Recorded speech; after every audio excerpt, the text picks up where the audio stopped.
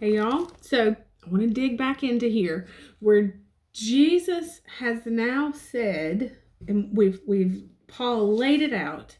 Either God sees us as a son of Adam, or he sees us as a son of God.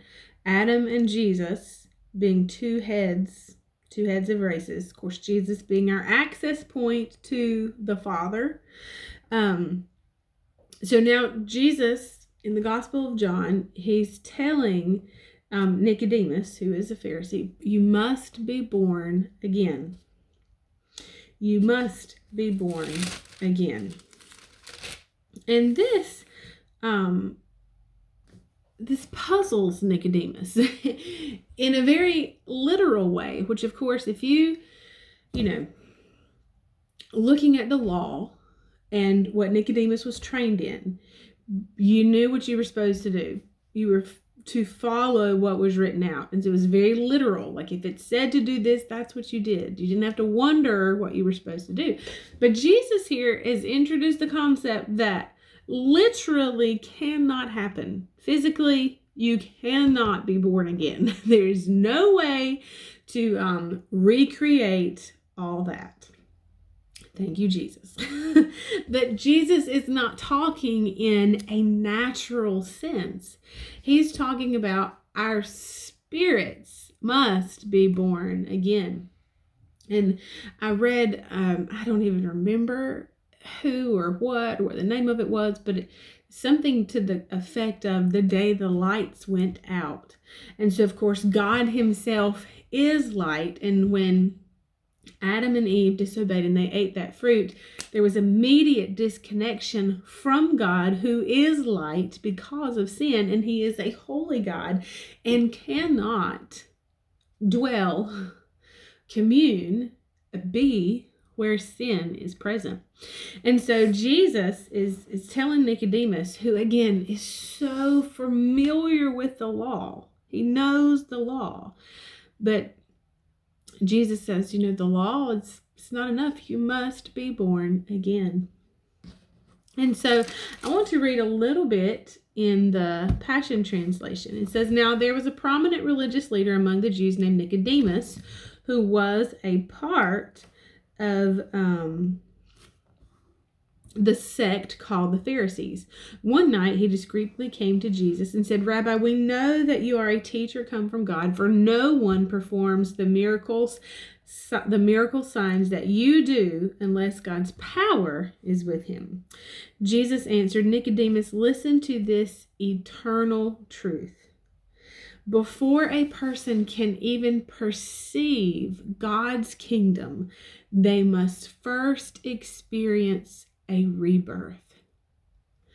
And I keep going back to that passage in 2 Corinthians or 1 Corinthians chapter 2. I feel like there is depth to that we are going to get this year as we are digging into the Word.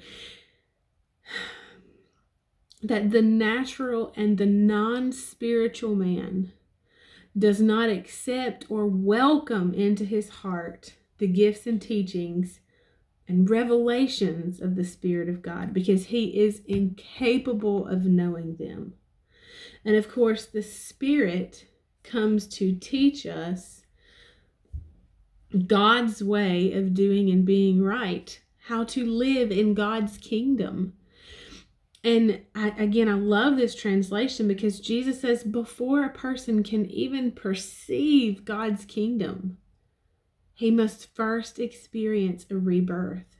That natural man, which is us, it's several pages back, but it is the flesh. It is without Jesus, this natural man.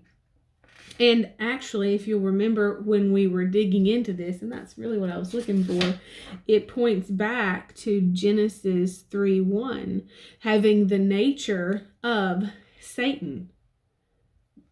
And that is this natural, non-spiritual man. It is having a nature like Satan presented in Genesis 3. And so he's telling Nicodemus, if you want to understand any of this, and again, Nicodemus comes because he says, I know you're from God.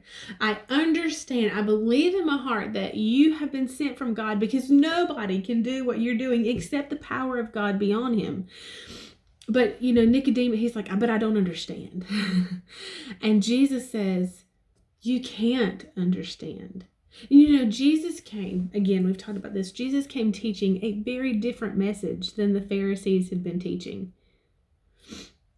And so Nicodemus, understanding that he's teaching something different than what he has known, and yet he sees the miraculous works and signs and wonders. He's like, Jesus, I need you to help me fit these pieces together. And we'll pick up here tomorrow. I'll see you then. Bye, y'all.